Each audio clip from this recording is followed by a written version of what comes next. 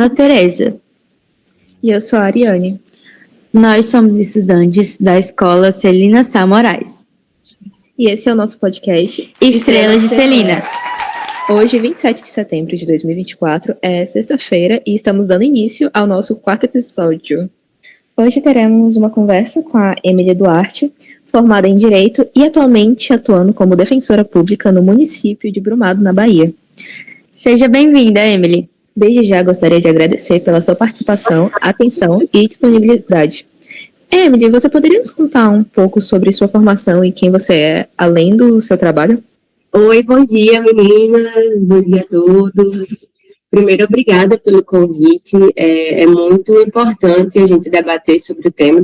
Eu atuo na violência doméstica, mas é muito importante a gente debater sobre o tema que vocês trouxeram hoje, né? Meu nome é Emily, eu sou de Mossoró, no Rio Grande do Norte. Hoje eu atuo na cidade de Brumado, na Bahia, em razão do concurso que eu passei, que fui nomeada. E eu fui formada em Direito pela UFERJA, né, Universidade Federal Rural do Semiárido, também em Mossoró. Hoje minha atuação ela envolve algumas matérias, dentre elas a questão da violência doméstica. A questão abordada por vocês hoje, né, seria mais abrangente do que a violência doméstica em si, mas eu também atuo nessa questão da proteção da mulher de uma forma mais ampla. Então vamos lá. Hoje conversaremos sobre a legislação pertinente ao assédio. Essa conversa é muito importante, pois ela busca nos amparar quando nos sentimos perdidos em relação a uma situação de violência em qualquer ambiente que frequentamos. Dados obtidos pela Pesquisa Nacional de Saúde Escolar em 2019 revela que 1 em cada 5 estudantes já sofreram violência sexual, apontando também, por exemplo, que 14,6% dos alunos entre 13 e 17 anos já foram tocados, manipulados, beijados ou tiveram seus corpos expostos sem a sua vontade na escola. Levando isso em consideração, convidamos hoje a defensora pública Emily Duarte para que ela possa conversar sobre como se dá a atuação da justiça nesses episódios de assédio, abuso e violação dentro e fora do ambiente escolar. Então vamos lá. Hoje conversaremos sobre a legislação pertinente ao assédio. Primeiramente, Emily, você poderia explicar qual a diferença entre assédio sexual, abuso sexual e violação? Todas essas práticas têm o mesmo peso na lei? Então, meninas, na verdade, a lei ela não faz uma distinção de todas essas hipóteses que vocês trouxeram, né? Existe o gênero, que é a violência, o abuso, né? E existem algumas subespécies que são criminalizadas de forma mais técnica, né? O abuso abuso sexual, né? A violência sexual é uma violência física, uma violência também que pode ser verbal, né? Ela é coercitiva, ou seja, ela é sem a vontade da outra pessoa. Ela pode ser uma agressão sexual, enfim, existem algumas modalidades que eu vou explicar melhor para vocês. Mas, assim, o assédio sexual em si, tecnicamente, assim, juridicamente, ele exige uma espécie de existência de hierarquia, de subordinação. Ou seja, existe uma pessoa que está em uma posição hierárquica superior, como se fosse um chefe ou um professor, e uma pessoa que está em uma posição hierárquica de subordinação, digamos assim. Porque, pela lei, isso foi aplicado inicialmente para questões dentro da área de trabalho, né? Então, um chefe assediando sexualmente seu funcionário. Só que a jurisprudência, que são os tribunais superiores, eles já aplicam isso também para, além da questão de emprego, né? Porque começou a se questionar se isso também poderia ser aplicado na relação entre professores e alunos. E aí, os tribunais superiores entenderam que existe, sim, a possibilidade de se aplicar na relação entre professores e alunos, porque existiria também essa relação de subordinação, né? O artigo do Código Penal que fala sobre o assédio sexual, ele fala assim, ó, constranger alguém com o intuito de obter vantagem ou favorecimento sexual, prevalecendo-se o agente da sua condição de superior hierárquico ou ascendência inerente ao exercício de emprego, cargo ou função. Então, assim, a lei, quando veio estabelecer o crime de assédio sexual, ela realmente deu um direcionamento mais específico, assim, ao exercício de um emprego, cargo ou função, para penalizar o assédio sexual que estava ocorrendo, né, em grande quantidade, assim, dentro das relações de trabalho. Só que aí, se aplicando de uma interpretação mais extensiva, aplica-se também na relação aluno-professor, porque, enfim, estava acontecendo também em grande quantidade. Já nos casos, existem outras hipóteses, né, de crimes também sexuais, que são a importunação sexual e o estupro. No caso da importunação sexual e do estupro, eles podem acontecer independentemente da existência dessa relação de subordinação. Então, entre amigos, parentes, enfim, entre qualquer tipo de relação, existe a possibilidade de ocorrer, não existe a necessidade de haver essa hierarquia ou subordinação. Então, no caso do assédio sexual, a pena, ela é uma pena de detenção de 1 a 2 anos, e no caso da importunação sexual e do estupro, nós temos penas mais graves, né? O artigo, vou abrir aqui para vocês, o artigo do Código Penal que fala sobre a importunação e o estupro, para a gente ver a diferença de tratamento da lei. No caso de importunação sexual, o Código Penal ele estabelece que seria o quê? Né? O que é que caracterizaria essa importunação sexual? Ele diz que seria praticar contra alguém e sem a sua anuência ato libidinoso. O que é ato libidinoso? Qualquer ato que demonstra uma lascívia, por exemplo, apalpar, tocar, fazer algum tipo de ato erótico. Então, praticar contra alguém e sem a sua anuência, esse ato libidinoso, né, com o objetivo de satisfazer a própria lascívia ou a de terceiro. Lascívia é o próprio desejo, né, sexual. E essa pena, ela já é uma pena mais grave, ela é uma pena de reclusão de 1 a 5 anos. Né? Então, enquanto assédio sexual é de 1 a 2 anos, na importunação é de 1 a 5 anos. E já no estupro, é uma pena mais grave ainda,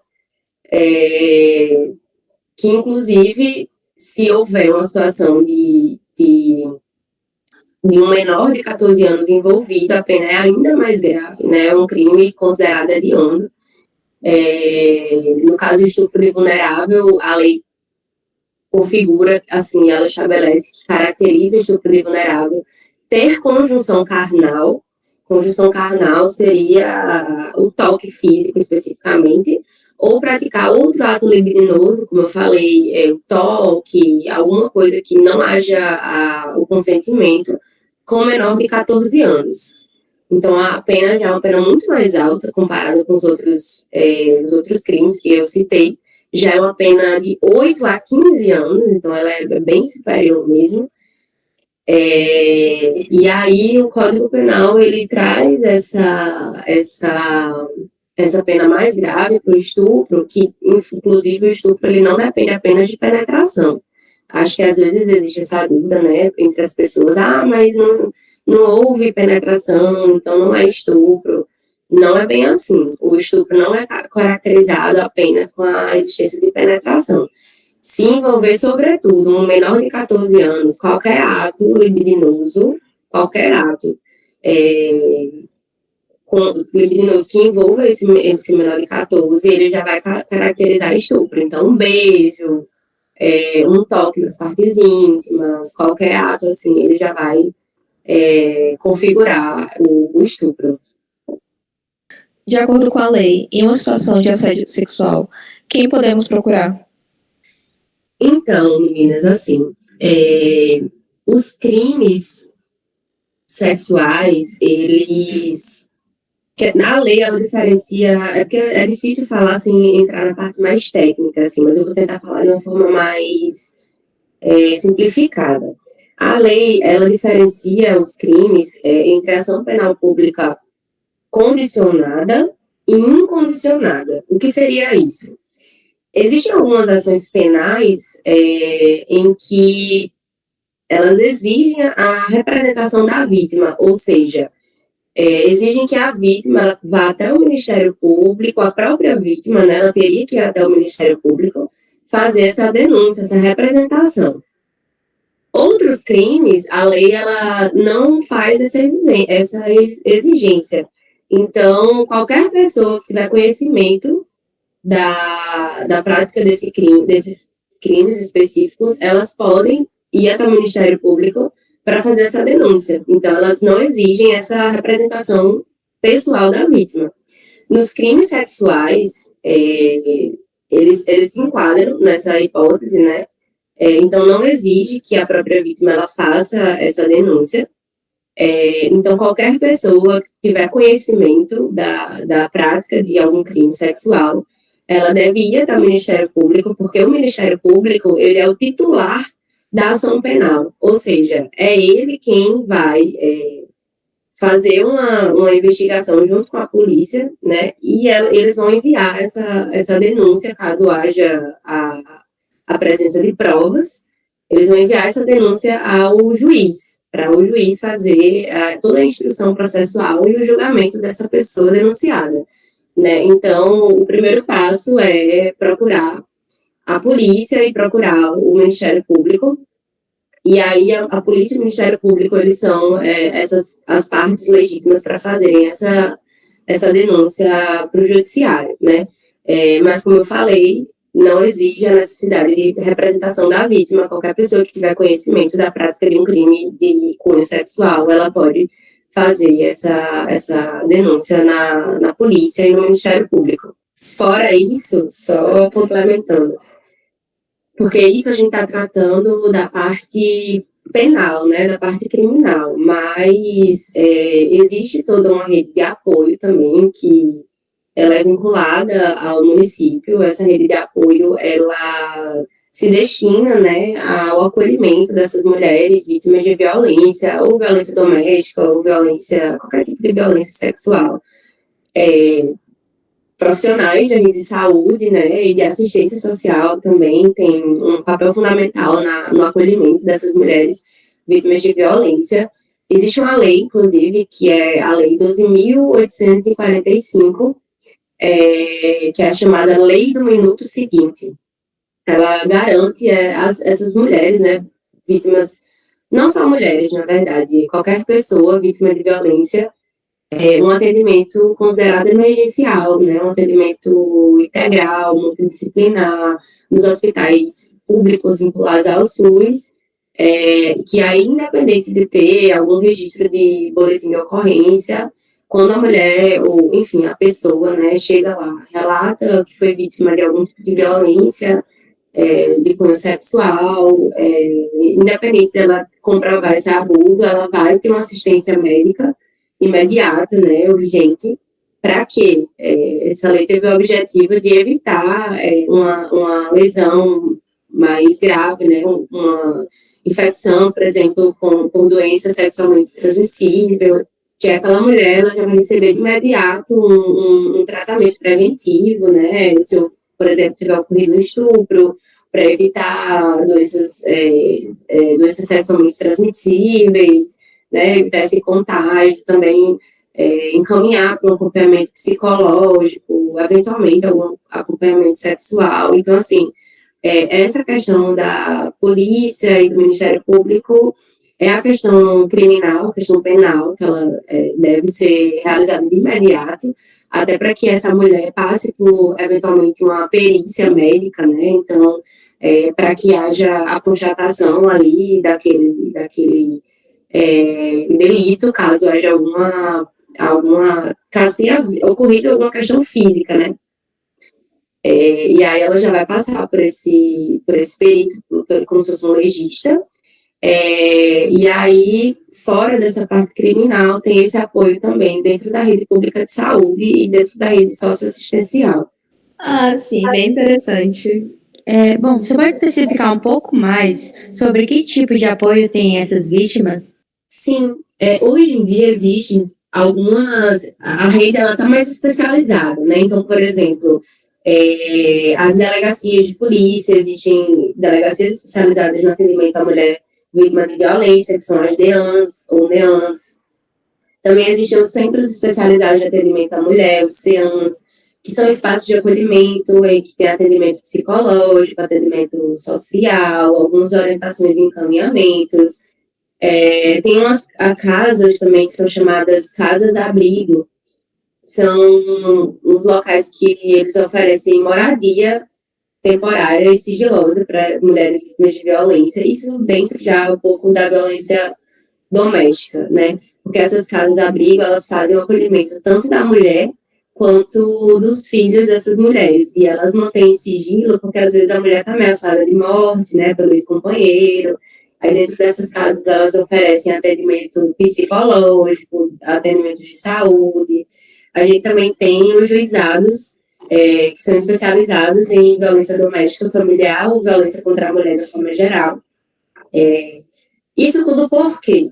Porque, assim, às vezes, por muitas vezes, inclusive, é bem comum de as mulheres buscarem a justiça, né, de uma forma geral, desde a delegacia de polícia até já dentro do judiciário, e elas não encontrarem um acolhimento, porque elas, por muitas vezes, são revitimizadas. Essa palavra ela é muito importante, a revitimização de mulheres, porque quando não há uma equipe multidisciplinar preparada para receber essas mulheres, ou uma delegacia especializada no atendimento dessas mulheres, essas mulheres às vezes vão procurar os direitos, né, dela, vão denunciar, e aí elas passam por um processo de revitimização, elas sofrem novamente uma violência dentro do sistema, porque o sistema não está preparado para acolhê-las. Então, às vezes, duvidam da palavra das mulheres, ficam fazendo questionamentos muito desnecessários, muito machistas, misóginos, e, mas é porque você, enfim, às vezes culpabilizando novamente a vítima. Então, ter uma rede de apoio e uma rede especializada para escutar e para receber essas mulheres é muito importante no enfrentamento dessa violência.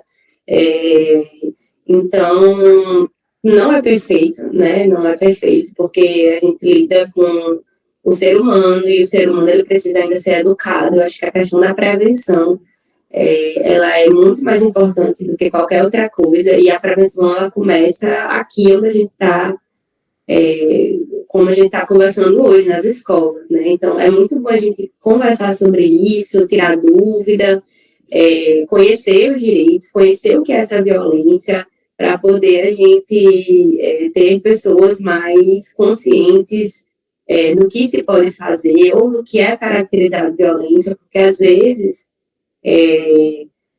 as pessoas nem sabem, né? Os alunos, por exemplo, não sabem que o que ele sofreu ali pode caracterizar algum tipo de crime, que ele pode ter direito a procurar a polícia, e aí vai deixando para lá, e às vezes isso se perpetua de alguma forma como um trauma, né?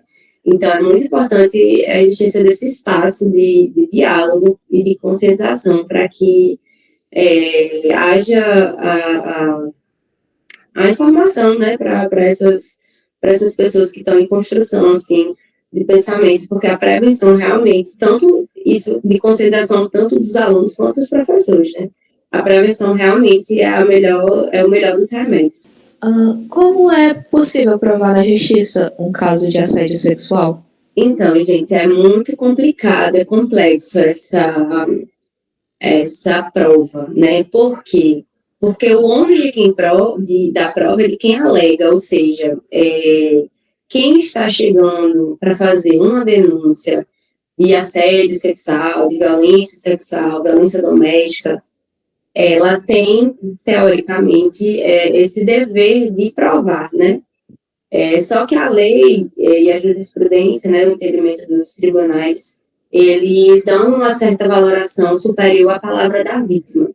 Não que a palavra da vítima ela vá ter 100% de verdade, independente de qualquer tipo de prova, mas eles já entendem, por ser difícil de provar, né, já que às vezes, por muitas vezes acontece ali dentro de um espaço íntimo, ou de um espaço apenas em que existe a presença da vítima e do agressor, é realmente difícil de provar. Então, se dá uma confiança maior na palavra da vítima, mas eu já deixo de orientação, né, se orienta aos alunos e demais pessoas que, caso exista algum tipo de insinuação, eu fiquei achando que aconteceu isso, então já fica de prontidão, assim, já tenta se resguardar de alguma forma, numa gravação de vídeo, numa gravação de áudio, porque apesar de a palavra da vítima já ter um peso, mas um peso assim, superior, né, que o juiz vai considerar de qualquer forma, é importante também se resguardar para que haja ainda mais robustez, né, nas provas apresentadas. Então, tentar gravar, tirar algum tipo de foto, enfim, testemunhas também é importante. Se existe, por exemplo, um bilhete, guardar áudio no WhatsApp, enfim, qualquer meio assim que seja documentado é importante para que haja essa prova, já que é uma prova difícil de ser produzida, né? Então, é bom já se resguardar de antemão, assim, ficar ligado, qualquer pequena insinuação, já na próxima vez, já ficar atento para se resguardar. E também nas escolas, eu acredito que tem espaços para isso, né? Comunicar um superior, se houver, por exemplo, no caso de, se for professor, comunicar o diretor, se for um colega ali, comunicar o professor. Então, tentar ter alguma gravação, mas se não conseguir comunicar o superior imediato para que sejam adotadas as devidas providências legais. Emily, você acredita que o assédio sofrido por corpos masculinos é mais silencioso? Por quê? Sim, ele é mais silencioso. E isso envolve várias questões, né? Primeiro, o machismo estrutural que a gente vivencia na nossa sociedade. É muito mais difícil, assim, para o homem, né, para o homem menino ali, um ser em formação, dentro da nossa sociedade, ele falar sobre isso, é como se fosse um tabu, né, para ele. Então, o homem ali, ele tem esse tabu na parte sexual muito maior do que as mulheres, porque dentro é muito engraçado, né? Um movimento assim bilateral, que mesmo as mulheres sendo muito mais sexualizadas do que os homens, é muito mais difícil para os homens falarem sobre isso. Então, esse é o primeiro ponto, né? Mas dentro desse cenário, dessa sociedade machista estruturalmente, a mulher ela sofre muito mais violência sexual. Ela é muito mais sexualizada desde a infância. Então, por ser mais comum a mulher ser vítima, não é, inclusive, só abrindo parênteses, não é apenas a mulher que é vítima dessas violências, né? O assédio sexual, ela pode acontecer de homem para mulher, de mulher para homem, de mulher para mulher, então ela pode acontecer de várias formas, mas é muito mais comum que a vítima ela seja mulher, justamente pela questão dessa sociedade estruturalmente machista e misógina, que sexualiza os corpos femininos, né? E dentro dessa categoria de mulheres, é muito mais comum também que haja essa violência dentro das mulheres negras e também do grupo LGBTQIAPN+. Porque são grupos mais vulnerabilizados, né? Então, são corpos mais estigmatizados, vulnerabilizados, e aí acaba que isso acontece mais dentro desse grupo. Então, esses dois fatores, né, considerando que as mulheres acabam sendo o maior número de vítimas e que os homens têm esse tabu de falar sobre essas questões, por exemplo, o homem não chora, o homem não sofre isso, o homem, né, tem esse estigma da masculinização, da masculinidade, o que é ser homem. Então, às vezes, o homem acaba que não entra nesse debate, porque acha, porque tem esse tabu dentro dele, né? Mas é plenamente possível acontecer, sim. E é importante também debater, desconstruir essas questões para que tanto meninos quanto meninas se conscientizem, né, desses assuntos, assim, e não sejam silenciados por serem meninos, né? Caso um jovem recorra à sua família e, no fim, ela negligencia a situação, quais medidas podem ser tomadas pelo jovem? Então, caso isso ocorra dentro do ambiente escolar, é importante isso ser comunicado também para a equipe, né, que acompanha esse aluno. Então, professor, diretor, além da família, né, porque é dever, é papel do professor, do diretor, fazer essa comunicação à polícia. Então, se o profissional da educação ele tiver conhecimento, ele for comunicado ali pelo aluno, sobre a existência de alguma violência sexual, assédio sexual, ou entre professor e aluno, ou entre os próprios alunos. É papel dele fazer a comunicação ao conselho tutelar, a equipe, né, de apoio socioassistencial e também a polícia. Então, além da família, se a família não der esse apoio ao aluno, a escola ela tem esse papel, ela tem esse dever. Então, ela não pode se omitir diante do conhecimento da existência de algum tipo de violência.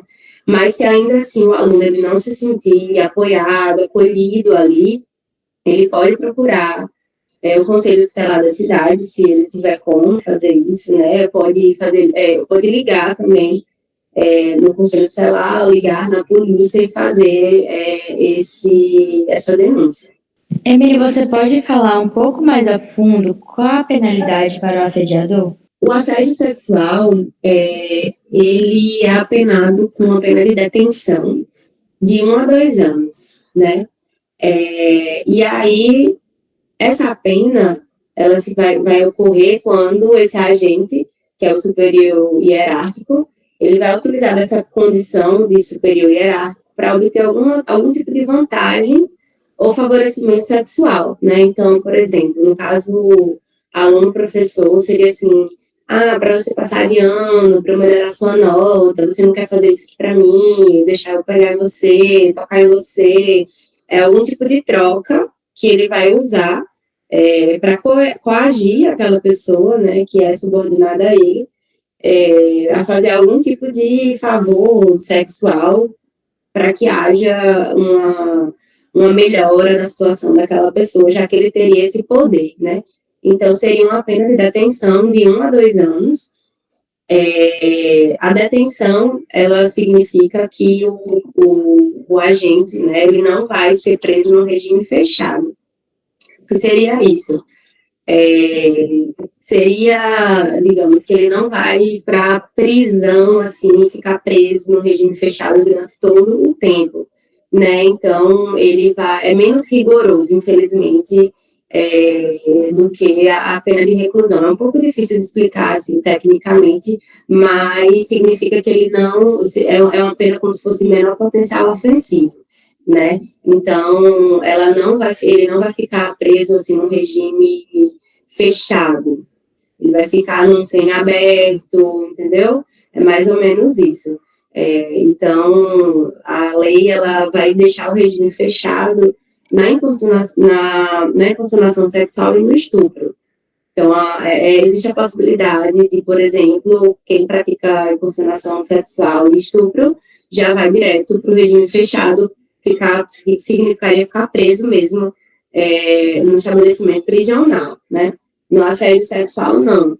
Ele não admite esse regime inicialmente fechado, você vai para um regime semi-aberto ou aberto.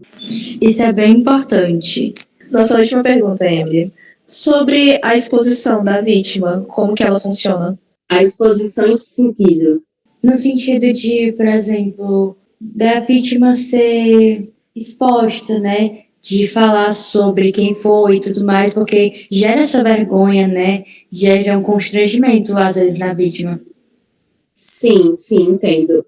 Inclusive, os processos que apuram crimes sexuais pelo Código Penal, eles são considerados sigilosos, né? Eles são assegurados pelo segredo de justiça. Então, quando a gente já está na questão processal, quando já existe um processo tramitando no judiciário, esse processo ele não vai ser aberto ao público, porque, em regra, os processos eles são públicos, mas nos processos que tratem sobre questões sexuais, para justamente proteger a vítima, eles vão tramitar sobre segredo de justiça. Então, só vai ter acesso ao processo quem for parte do processo, ou seja, a própria vítima e seu advogado, o Ministério Público, o advogado do réu e o juiz, né? Então, não vai ser de conhecimento público. Outra questão, quando você ainda está no âmbito da denúncia, é que a denúncia, ela também, como o Ministério Público é o titular dessa ação penal, a denúncia ela vai ser feita pelo próprio Ministério Público. Não vai ser envolvida especificamente a vítima. Agora, assim, por exemplo, se a pessoa denunciou o agressor e aí ela falou sobre o que ocorreu ali, aquele caso ele vai ser retratado na denúncia, só que o nome da vítima ele pode ser substituído, ele é substituído, então não vai ser para proteger, né, essa pessoa, pode ficar tranquila, inclusive a lei ela prioriza essa proteção às vítimas de violência, então existe essa questão desse sigilo, sim, para que haja inclusive um incentivo, né, a essas vítimas a fazerem a denúncia e a proteção delas. Então fica aí a dica, aqueles que passaram por alguma coisa podem procurar que é 100% sigiloso na justiça. Gostaríamos mais uma vez de agradecer imensamente por sua presença e disponibilidade em participar dessa conversa conosco. Você gostaria de deixar algum recado ou recomendar uma leitura, podcast ou série para os nossos ouvintes? Sim, gente, é muito importante o debate sobre essa questão. Dentro das escolas, eu acho que a prevenção, ela é realmente a melhor ferramenta, a educação, né, a prevenção, a conscientização, porque aí a gente possibilita que as pessoas se resguardem desse tipo de situação e que procurem os seus direitos, né. É muito importante a gente fazer leituras sobre violência sexual, sobre violência doméstica, porque além do âmbito escolar, é muito comum haver a perpetração de violência dentro do espaço doméstico, né? Que às vezes as pessoas acham que violência doméstica é só entre marido e mulher, mas não é. A violência doméstica ela ocorre também entre pai e filho ou entre irmãos. No caso da violência doméstica em si, a vítima ela tem que ser mulher num cunho amplo, né? Não é só mulher biologicamente nascida mulher, mas mulher, de uma forma geral, ela é protegida pela Lei Maria da Penha. Então, na relação entre irmãos, na relação entre pai e filha, a Lei Maria da Penha ela faz essa proteção. Então, além do espaço escolar, é importante essa conscientização para o que ocorre dentro de casa. Como sugestão de leitura, eu vou pedir uma pausa para fazer uma pesquisa aqui de um nome de um livro que eu quero deixar para vocês lerem, só um minutinho. Pronto. São 2 livros que eu acho super importantes. Uma da Roxane Gay, que é Precisamos Falar sobre Abuso, Conversas e Memórias sobre a Cultura do Estupro, e outro O Feminismo é para Todo Mundo, de Bell Hooks. Essa, especificamente do feminismo, ela, né, não é especificamente sobre o aspecto sexual, mas é muito importante para conscientização, assim, de uma questão sobre a mulher como um todo, porque a violência sexual, como ela é majoritariamente perpetuada contra mulheres, entender o feminismo, que é para todo mundo, né, na questão política e social, é muito importante para se desconstruir alguns paradigmas e construir outros. Então, a gente, nesse livro, ela trata sobre o sexismo, sobre exploração sexual das mulheres, como forma de opressão. Então, é um livro muito interessante, assim, para ser lido por homens e mulheres de todas as idades, assim. Eu acho que esse livro aí, ele dentro desse aspecto de assédio sexual e violência doméstica, eu acho que ele é primordial, assim, a leitura. Bell Hooks, ela é uma autora muito consagrada, assim, nesse meio. Então, fica aí a dica. Agradecemos mais uma vez pela sua presença. É muito, muito importante para a gente. Disponha, meninas, fica à disposição. Caso exista mais alguma dúvida, pode me chamar. É muito importante a participação de órgãos públicos, né, nesse diálogo, nessa construção de ideias. A Defensoria ela também tem um papel muito importante, porque ela presta essa assistência qualificada às mulheres vítimas de violência. Então, se houver algum tipo de violência específica, a Defensoria também pode ser acionada, que ela vai atuar nessa assistência à mulher. Então, fico à disposição para algum próximo evento, para dúvidas, e é isso. Obrigada também. Ei, você sabia que existe um Instagram onde compartilhamos mais conteúdo sobre esses temas? Ele se chama Estrelas de Celina. Não perca tempo. Siga-nos e fique por dentro do nosso trabalho. Em nosso podcast, temos um espaço dedicado aos seus comentários e uma enquete. Participe, comente, compartilhe sua opinião e sugira temas para os nossos próximos episódios. Para facilitar ainda mais, estamos disponibilizando um canal no WhatsApp. Isso mesmo, agora você pode nos contatar de forma anônima por essa rede social. Anota aí o número 85-9652-3818. Repetindo, 85-9652-3818. E assim chegamos ao final do nosso podcast dessa semana. Antes de finalizarmos, queremos expressar nossa sincera gratidão a todos os nossos ouvintes por estarem conosco. Dessa forma, você contribui para a divulgação do nosso trabalho e para a construção de uma sociedade mais justa e igualitária, onde todos podem ter voz e vez. Edição de áudio, Raniele Cabral. Direção, Alencar Alcântara. Vozes, Ana Tereza e Ariane. Vamos ficando por aqui. Nos vemos no próximo episódio do podcast Estrelas de Celina. Até lá!